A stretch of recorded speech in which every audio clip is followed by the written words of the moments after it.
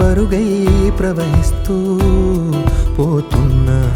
ఏం చూస్తూ ఉన్నానే వెతికానా ఏదైనా, ఊరికెనే చుట్టూ ఏవేవో కనిపిస్తూ ఉన్నా. కదలని ఓ శిలనే